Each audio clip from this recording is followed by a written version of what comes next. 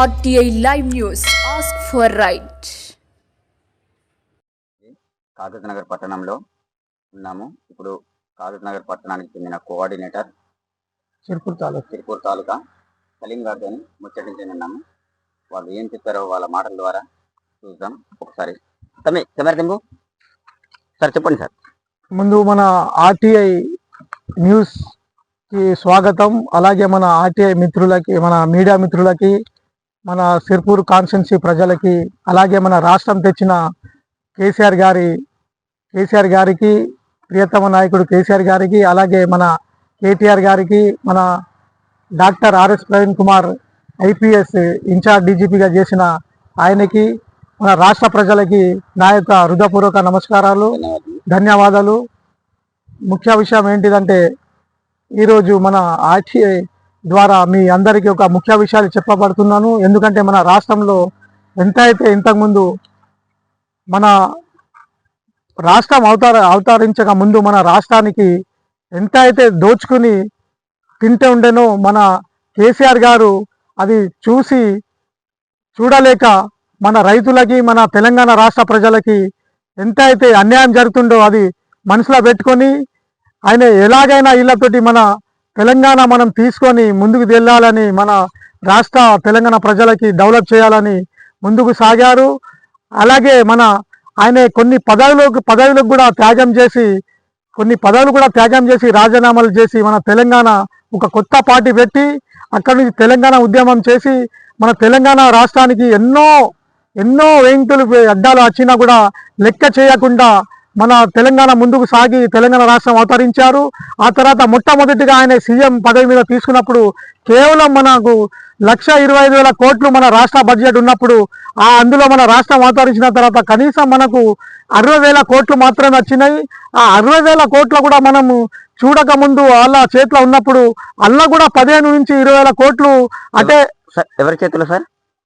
మన కేసీఆర్ గారి చేతిలో, మన రాష్ట్రం చేతిలో విడిపోయిన తర్వాత ఉమ్మడి రాష్ట్రంలో ఎవరైతే మన రాష్ట్రానికి పరిపాలించిండ్రో వాళ్ళకి 60,000 కోట్లు వాడకి విడిపోయిన తర్వాత అలా 13 డిస్ట్రిక్ట్లకి 10 డిస్ట్రిక్ట్లు మన చేతికి వచ్చినా, మన కేసీఆర్ గారి చేతికి 58 నుంచి 60,000 కోట్లు మాత్రమే వచ్చినాయి.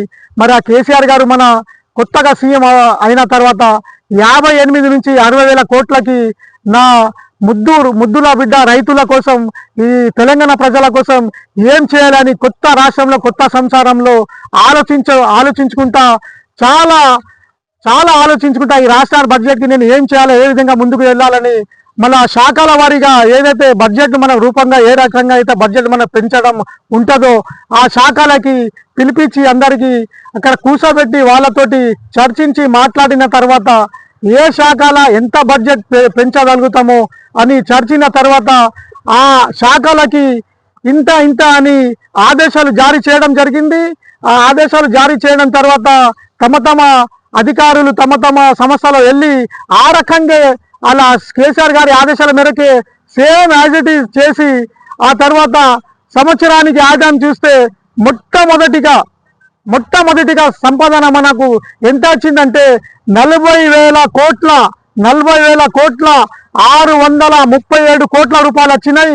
అంటే ఇది 60 మన రాష్ట్రానికి సార్, మన రాష్ట్రం సీఎం గారు పెంచిన బడ్జెట్ కి 40,637 కోట్ల రూపాయలు పెంచడం జరిగింది. మన పాత 60,000 కోట్లు కలిపితే 1,06,037 కోట్ల రూపాయలు వచ్చినాయి.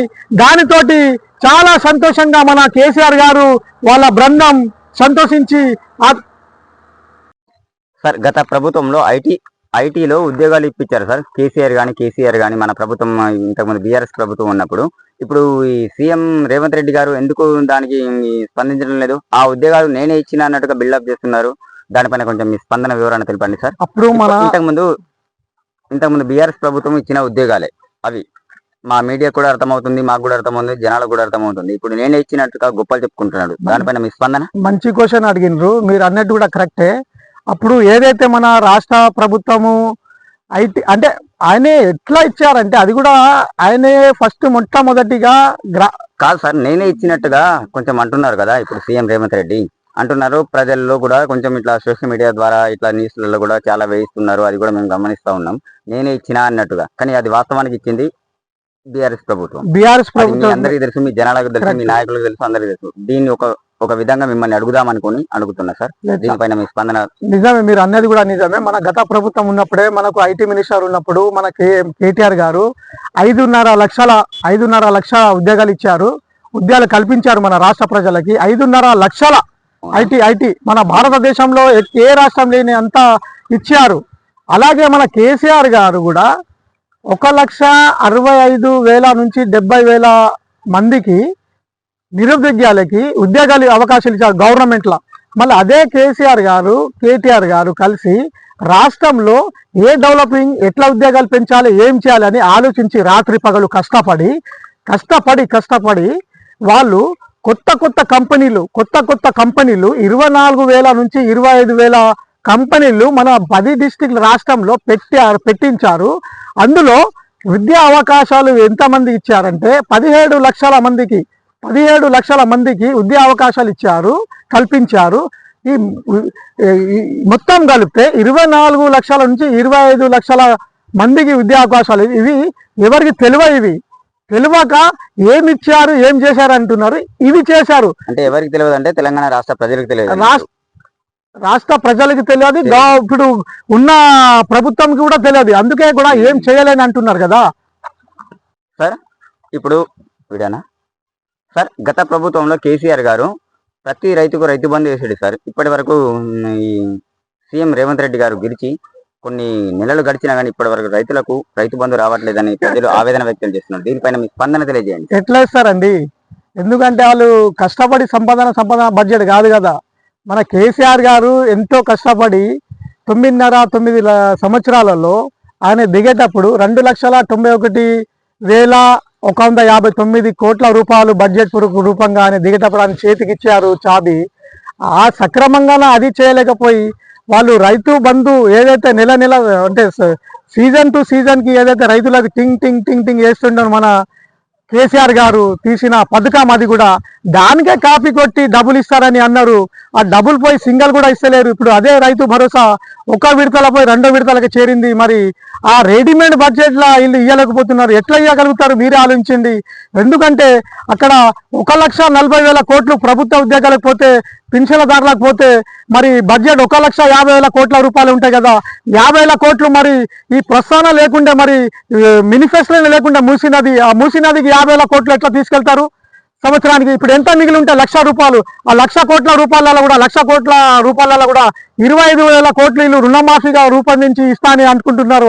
ఆ 25,000 కోట్లు పోతే 75,000 కోట్లు ఉంటాయి. ఆ 75 కోట్లలో 5,000 కోట్లు ఏమో మన గత ప్రభుత్వం ఏదైతే అప్పుగా చేసి డెవలపింగ్ చేసిందో ఆ 4.5 లక్షల కోట్లకి 5,000 కోట్లు ఆర్బీఐ డిపార్ట్కి పోతే 70,000 కోట్ల రూపాయలు ఉంటాయి. ఆ 70,000 కోట్లలో కూడా అనే సొంత అన్నకో మరి వాళ్ళ చుట్టానికో 10,000 కోట్ల రూపాయలు కాంట్రాక్ట్ రూపంలో వచ్చారు. కేవలం 60,000 కోట్ల రూపాయలు ఉంటాయి. ఆ 60,000 కోట్లలో కూడా మన కోమటిరెడ్డి వెంకటరెడ్డి సార్ కూడా 5,000 కోట్ల కాంట్రాక్ట్ ఇచ్చారు. మరి అక్కడ 55,000 కోట్లు ఉంటాయి. ఆ 55 కోట్లలో ఇప్పుడు మీరే చూడండి ప్రజల ద్వారా, ఈ 55 కోట్ల రూపాయలలో ఏ నిర్ణయం ఇస్తారని అనుకుంటున్నారు? రైతు భరోసా ఇస్తారా, కళ్యాణ లక్ష్మి ఇస్తారా, డబుల్ బెడ్రూమ్ ఇస్తారా? ఏది ఇచ్చినా, ఎన్ని ఇచ్చినా కూడా అందులో ఒక 15 నుంచి 18,000 కోట్ల రూపాయలు పోతే కేవలం మన ప్రభుత్వం దగ్గర, కాంగ్రెస్ దగ్గర 36 నుంచి 38,000 కోట్ల రూపాయలు అవుతాయి. ఆ 38-36 కోట్ల మరి 12,769 గ్రామ పంచాయతీలకు ఇవ్వాలి, 145 మున్సిపాలిటీలకు ఇవ్వాలి, 13 కార్పొరేషన్లకు ఇవ్వాలి. అట్లా అంటే 18,550 గ్రామ పంచాయతీ మన పల్లెలు ఉంటాయి. మరి ఏ రకంగా ఇస్తారు? మరి మీరే ఆలోచించండి. కూడా ఏమన్నా నిరూపిస్తారా? పల్లెలో కూడా ఏమన్నా అక్రమాలు జరిగిన చోట కూడా నిరూపిస్తారా? ఒకసారి తెలియజేయండి రేవంత్ రెడ్డి గారు. అసలు ఇది ప్రస్తావన లేదు కదా సార్. దీనికి హైడ్రా అనేది దేనికోసం? హైడ్రా ఎవరి కోసం? దేనికోసం? ఎందరో అమాయకులు కష్టపడి చిన్న వ్యాపారం చేసుకుంటా వాళ్ళు ఇల్లులు కట్టుకుంటున్నారు. పెళ్లి పైసలు అమ్మాయిలు చేయకుండా కూడా అక్కడ ఇల్లులు కట్టుకున్నారు. మన లోన్స్ కూడా, అందులో లోన్స్ కూడా తీసుకొని చాలా మంది పరేషాన్ అయ్యి ఒక్కొక్కరు చనిపోతున్నారు. అక్కడ ఆత్మహత్యలు చేసుకుంటున్నారు. భయానికి పిల్లలు చిన్న చిన్న పిల్లలు ఏం దొరకక కూడా వాళ్ళ ఇల్లులు కోరుస్తున్నారు. ఇది గవర్నమెంట్ ఎట్లా చేస్తారండి? గవర్నమెంట్ వాళ్ళకి సాయం చేయాలి కానీ వాళ్ళతోటే రిటర్న్ సాయం తీసుకుంటున్నారు. ఆ భూములు ఏం చేస్తారు? భూములు తీసుకొని అందుకే మన గవర్నమెంట్ ఆ భూముల కోసమే వచ్చిందా? మరి ఇది భూములు ఏం చేస్తారు? అక్కడ చూసినా 800 చెరువులు ఉన్నాయి. అక్కడ 800 చెరువులు ఉన్నాయి. మన సరౌండింగ్ లో ఏమో హైదరాబాద్ లో 800 చెరువులు ఉన్నాయి. బయట సరౌండింగ్ రింగ్ రోడ్ లో ఏమో 3000 చెరువులు అలాగున్నాయి. అంటే కనీసం దాదాపు చాలా చెరువులు ఉన్నాయి అక్కడ. మరి ఈ చెరువులకు ఎందుకు చేస్తాం? చాలా చెరువులు ఉన్నాయి. మరి ఇంతకుముందు ఇదే 1960 మంచిగా ఉండండి ప్రజలారా, 1968 ఉద్యమం ఎక్కడి నుంచి అయితే స్టార్ట్ అయిందో తెలంగాణ 1968 ఖమ్మంలో ఇదే మనకు ఆంధ్రాకి చెందిన వాళ్ళు చాలా మంది ఖమ్మం డిస్ట్రిక్ట్ లో వచ్చి అక్కడ ఫ్యాక్టరీలో చేరుకుంటుండే ఉద్యోగాల కోసం. మరి ఇది తప్పు అని మన మన మన కలిసే రామదాస్ గారు, కల్కొట్టి రామదాస్ గారు ఏదైతే వాళ్ళకి ముందు సాగి ఇళ్ళకి తీసుకోవద్దు మాకు తీసుకోవాలని ధర్నాలు చేస్తే అదే 11 మందికి ఏదైనా ఉద్యమాలు చేశారో ఆ 11 మందికి జైల్లో పెట్టారు 2 సంవత్సరాలు. 1969లో మళ్ళీ అదే 1969లో మన సెంటర్ నుంచి ఆర్మీకి తెప్పించి అక్కడ 369 మందికి ఓచకొట్ట కూర్చారు. అదే 1972లో ఎందుకంటే 3 సంవత్సరాలు ధర్నాలు గిన్నాలు ఏం కాలేదు తెలంగాణలో, ఏం చెయ్యారని వీళ్ళు ప్రశాంతంగా అయిపోయినాను. ఇదే ఆంధ్ర నుంచి చెప్పి మన హైదరాబాద్ సిటీకి అదే ఏదైతే హైడ్రా అని చెరువులు అంటున్నారో ఆ చెరువులు మొత్తం ఆంధ్రలోనే మొత్తం కబ్జాలు చేసి వాళ్ళే అక్కడ ఆక్రమించి కోట్ల అధికారులు అయిన తర్వాత అమ్మిన తర్వాత ఈ రోజు అదే అమ్మిన తర్వాత ప్రజలు ఏదైతే బేదోళ్ళు ఇల్లులు కట్టుకున్నారో మరి వాళ్ళ ఇల్లు తీస్తున్నాం. ఇది కాదా? మరి హిస్టరీ తీయండి, హిస్టరీ తీస్తే మీకు తెలుస్తుంది. అక్కడ హిస్టరీ చేయకపోతే ఎట్లా? మరి హైడ్రా చాలా తప్పు. ఇది ప్రజలు రుజువు లేదని సలీం గారు మన కాకినాడ పట్టణ వాసులు తెలిపారు. అవసరమైతే చర్చకు రండి అని సిద్ధంగా ఉన్నారు. అవసరమైతే మీకు చర్చకు సిద్ధంగా ఉంటారని ఈయన అంటున్నారు. సార్, ఈ మన ఇప్పుడు స్థానిక సీఎం గారు 6 గ్యారెంటీలు ఇచ్చాడు సార్ ప్రభుత్వానికి. ఈ 6 గ్యారెంటీలు నెరవేర్చారు సార్? 6 గ్యారెంటీలు అనేది కాదు, చాలా గ్యారెంటీలు ఇచ్చారు. 6 గంటలు అయితే చాలా తక్కువ. కానీ వాళ్ళు అంతా అంటే మొన్న మన కేటీఆర్ సార్ ఢిల్లీకి పోయినప్పుడు కూడా చెప్పొద్దు ఆ పార్టీకి చెందిన చెప్పండి. ఈ మన కేటీఆర్ గారు ఢిల్లీకి పోయినప్పుడు కూడా ఆయనకి దగ్గర ఉన్న మినిస్టర్ అయినా కానీ ఎమ్మెల్యేస్ అయినా కానీ సో ఎవరైనా కాంగ్రెస్ చెందిన వాళ్ళే కలిశారు ఢిల్లీలో ఎయిర్పోర్ట్ లో. మాట మంతిగా మాట్లాడుకుంటా జనాలు ప్రజలు ఇట్లా అనుకుంటున్నారు సార్. 6 గ్యారెంటీలు ఇచ్చిండు, ఒక గ్యారెంటీ కూడా నెరవేర్చలేదు. ఏంటంటే ఒక గ్యాస్ కూడా మాకు సరిగా పైసలు పడతలేవు అన్నాడు. ఒక ఉచిత బస్సు ఇట్లానే ఇచ్చిండు, అది కూడా అంతంత మాత్రాన్ని మారిందని ఇట్లా జనాలు బాగా మంది అనుకుంటున్నారు సార్. దీనిపైన మీ స్పందన తెలియజేయండి. అక్కడ ప్రభుత్వంకి దించి ప్రభుత్వం మేము కూర్చోవాలి, గద్దె మీద కూర్చోవాలనే వాళ్ళ ఆలోచనతోటే 6 గ్యారెంటీలు, 12 గ్యారెంటీలు, 420 గ్యారెంటీలు ఎన్నో ఇచ్చారు. అది ఇస్తా, ఇది ఇస్తా, అది ఇస్తా. ఒకసారి అక్బరుద్దీన్ కూడా సార్ కూడా అక్కడ ఒక మంచిగా సామెత చెప్పారు కదా. అక్బరుద్దీన్ అంటే ఏఎంఐ పార్టీ వాళ్ళు అక్బరుద్దీన్ సార్ కూడా అసెంబ్లీలో ఒక కథ కూడా చూపించారు. ఆయన పాట పాడుతుంటే నేను వజ్రాలు ఇస్తా, ఆయన పాట పాడుతుంటే నేను ఐశ్వర్యాలు ఇస్తా, ఆయన పాట పాడుతుంటే నేను గోల్డ్ ఇస్తా, ఆయన పాట పాడుతుంటే నేను భూములు రాసిస్తా అని కూడా అన్నారు. ఆ తర్వాత పాట పాడిన ఆయన దగ్గర డబ్బులు పంపకపోతే ఆయన తిరిగి వచ్చి అదే రాజభవన్లో అడిగినరు, సార్ మీరు ఆ రోజు అవి ఇస్తారు, ఇది ఇస్తారు, అది ఇస్తారు, ఇది ఇస్తారని అన్నారు కదా. అంటే మరి ఏమైంది సార్ అని అడిగితే, అరే మీరు నా చెవులు మంచిగా ఖుష్ చేసిండ్రు పాట పాడి, నేను కూడా మీకు ఖుష్ చేసిన మీ చెవులు అది ఇస్తా, ఇది ఇస్తా అని అన్నారు. మరి దానికి దీనికి బరాబర్ కదా, మరి ఎక్కడి నుంచి ఇవ్వాలన్నట్టు అన్నారు. అదే ఇదే సేమ్ ఉన్నది. 6 గ్యారెంటీలు కానీ 12 గ్యారెంటీలు అయినా కానీ 420 గ్యారెంటీలు అని ఎక్కడ ఇస్తారండి? క్లియర్ గా చెప్పినా నేను. ఇప్పుడు బడ్జెట్ ఏం మిగిలి ఉన్నది? అక్కడ ఏం మిగిలి లేదు. పాపం వాళ్ళు పరేషాన్ ఉన్నారు. మన ప్రభుత్వం ఎక్కి కూడా ఎట్లా ఇంకా 4 సంవత్సరాలు ఎట్లా ముందుకు వెళ్ళాలి, ఎట్లా చేయాలని పరేషాన్ ఉన్నారు.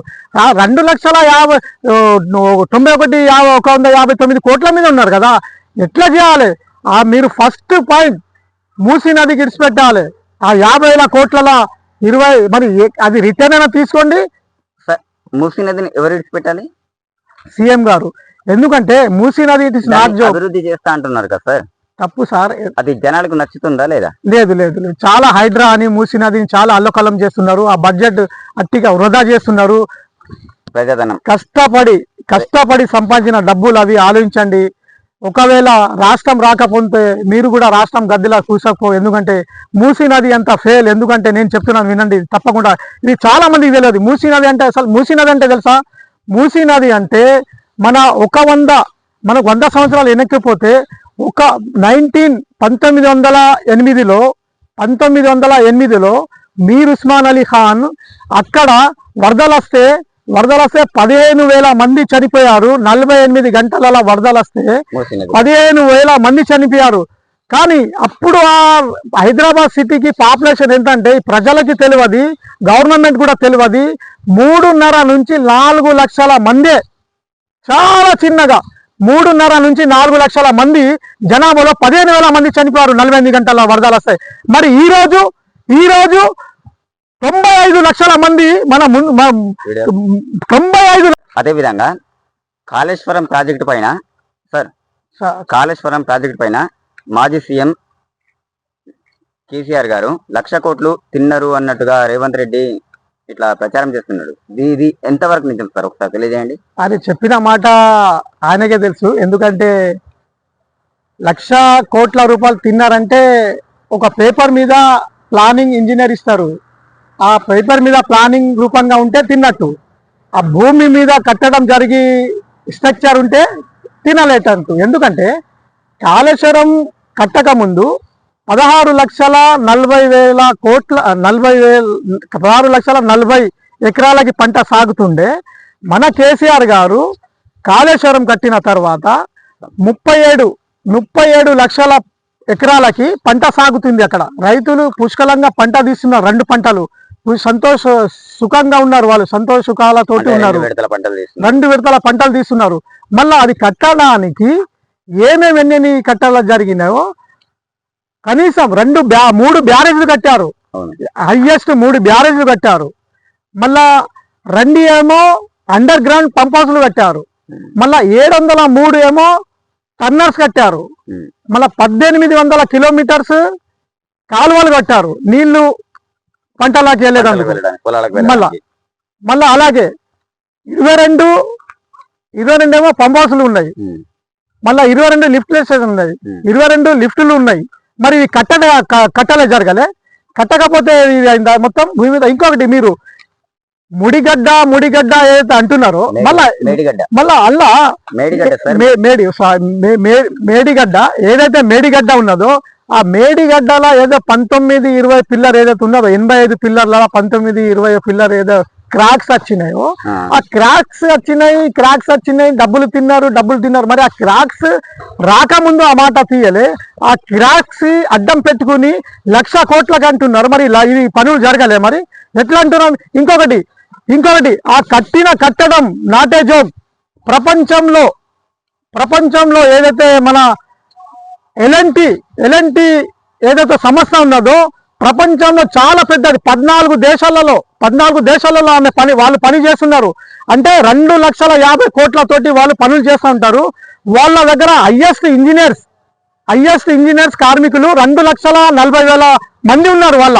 వాళ్ళు ఏదైనా ప్రాజెక్ట్ పని తీస్తే వాళ్ళ రాన్ పని అని ఏ సంస్థ కూడా వాళ్ళకి చేయలేరు. అక్కడ అసలు అది చూస్తేందుకే వెళ్ళారు అక్కడ.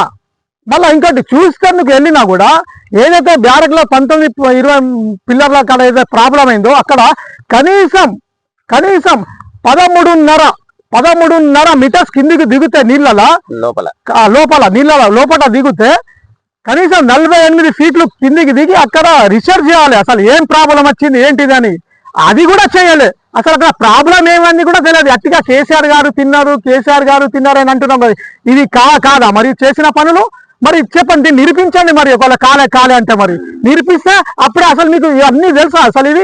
ఇంకొకటి ప్రపంచంలో ఏదైతే టన్నర్స్ కాదా ఏదైతే బహుబాలి పైపులు ఏదైతే వేసిండ్రో ప్రపంచంలో ఎక్కడ లేని పైపులు. అది 24 కిలోమీటర్ లెంత్. ఆ పైపులలో ఒక లారీ మీద ఇంకో లారీ పెట్టినా కూడా 2 లారీలు కూడా ఏకంగా పోతాయి. అంత పెద్ద పైపులు అవి ప్రపంచంలో ఎక్కడ లేను. ఇది వాస్తవం, మీరు కనుక్కోవచ్చు కూడా.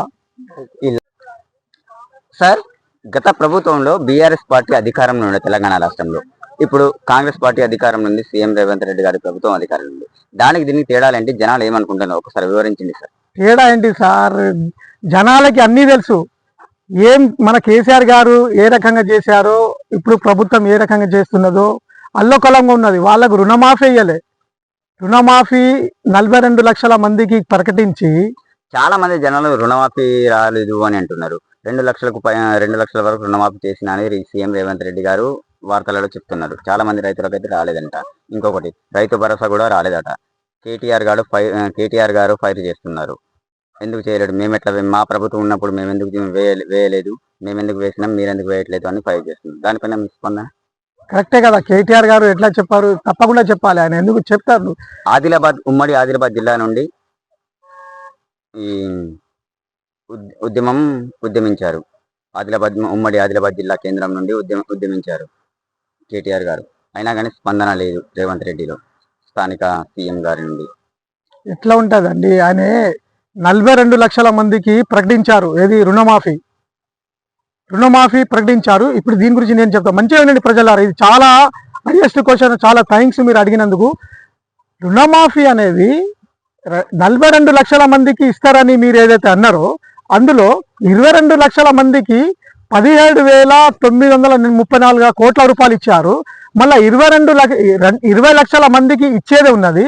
మరి ఆ కాలంలో మన కేసీఆర్ గారు అడగక ముందు, తెలియక ముందు, రైతులకు అసలు తెలియదే రుణమాఫీ, రైతు భరోసా అది తెలియదు. వాళ్ళు అడగలే కూడా, ధర్నాలు చేయలే. మన రాష్ట్రం వచ్చిన తర్వాత ఇప్పుడు ధర్నాలు చేసినా కానీ వేయట్లేదు కదా సార్. అదే ప్రకృతి అంటున్నా కదా. ధర్నాలు చేయకముందేనే మన కేసీఆర్ గారు ప్రకటించి, వినండి ప్రజలారా, మన కేసీఆర్ గారు చిన్న బడ్జెట్ ఉన్నప్పుడు పెంచుకుంటా కష్టపడి 69 లక్షల మందికి 72,676,000 కోట్ల రూపాయలు రైతు బంధుగా ఇచ్చారు. మళ్ళా అదే రైతు బీమాగా 1,11,000 మందికి 6,488 కోట్ల రూపాయలు ఇచ్చారు. మళ్ళా రుణమాఫీ గురించి ఏదైతే మన ప్రజలు ఏదైతే రైతు పరేషాన్ అవుతూ ధర్నాలు చేస్తున్నారో, ఆత్మహత్యలు చేసుకుంటున్నారో, మరి ఆ కాలంలో చిన్న బడ్జెట్కి తెచ్చుకుంటా ఇదే రుణమాఫీగా 29,000, మంచిగా వినండి ప్రజలారా, 29,000 కోట్ల 144 కోట్ల రూపాయలు ఇచ్చారు. మరి ఆ హయాంలో మన ప్రభుత్వం చిన్న బడ్జెట్ పెంచుకుంటా బీఆర్ఎస్ ప్రభుత్వం మన కేసీఆర్ గారు ఇచ్చారు. మళ్ళా ఇంకొకటి, ఇతర సంక్షేమ పథకాలు ఈయంగా కూడా 11,401 కోటి రూపాయలు ఇచ్చారు. అంటే మొత్తం కలితే ఎంత అవుతుంది, 1,20,05 కోట్ల రూపాయలు ఇచ్చారు. వీళ్ళు మొత్తం 5 సంవత్సరాలు కూడా అయినా అలా 50,000 కోట్లు కూడా మీకు ప్రత్యేక ప్యాకేజ్ ఇవ్వలేరు. ఇది ఛాలెంజ్. ఎందుకంటే ప్రతి సంవత్సరం 25,000 కోట్ల రూపాయలు వాళ్ళ దగ్గర ఉంటాయి డెవలప్ చేయాలంటే. 12,769 గ్రామ పంచాయతీకి, మున్సిపాలిటీలు కాదు అన్నింటికి. ఎందుకంటే ఖచ్చితంగా అంటున్నది చేయలేరు. మన రాష్ట్ర బీఆర్ఎస్ ప్రభుత్వం ఉన్నప్పుడు నేను ఇప్పుడు చెప్పిన 1,20,05 కోట్ల రూపాయలు మన రైతుకు ప్రత్యేకంగా ప్యాకేజ్ ఇచ్చారు. పంటల కోసం వాళ్ళు రైతుల బిడ్డలు, కొడుకులు అందరూ మంచిగా సంతోషంగా, సుఖంగా ఉండాలని. కానీ ఈ ప్రభుత్వం చేయలేదు. ఖచ్చితంగా ఇది రాసి పెట్టుకోండి. 1,06,037 కోట్లకి చేరింది. అందుకే చాలా మన కేసీఆర్ గారు చాలా సంతోషంగా ఉండి, వాళ్ళ బృందం కూడా చాలా సంతోషంగా ఉండి, మరి ఏ రకంగా చేయాలని ఏదైతే మన నిధులు నియామకాలు ఏదైతే కేసీఆర్ సారు ఆలోచించారో, దానికి మాట ఇచ్చిన తర్వాత కూడా మొట్టమొదటిసారిగా ఆ డబ్బులతోటే మిషన్ భగీరథ అని తీశారు. మిషన్ భగీరథ అంటే మన రాష్ట్ర ప్రజలకు తెలియాలి. ప్రతి ఇంటికి నీళ్లు చేరేందుకు అనే నీళ్ల కోసం బకెట్లు పోయి ఎక్కడనో చాలా మంది కొట్లాడుకుంటుండే, ఎంతో పనులు ఇది అవుతుండే, చాలా మంది దుష్మనులు కూడా అవుతుండే, అలా ప్రాణాలు కూడా కోల్పోతుండే, ఎంతో లాస్ అవుతుండే. మన ఒక్కొక్క 2 కిలో 5 కిలోమీటర్ కూడా పోతుండే ఆ కాలంలో. ఈ కాలంలో మన రాష్ట్ర బడ్జెట్ పెంచిన తర్వాత మిషన్ భగీరథ మన భారతదేశంలో ఏ రాష్ట్రం కూడా లేనంత మిషన్ భగీరథ చేశారు. మళ్ళీ ఇదే ప్రతి ఇంటికి, మున్సిపాలిటీకి అయినా కానీ, గ్రామ పంచాయతీ అయినా కానీ ఈ నీళ్ళ ద్వారానే ప్రజలు కూడా చాలా సంతోషంతో ఉన్నారు. ఇప్పుడు నీళ్లు దొరుకుతుందని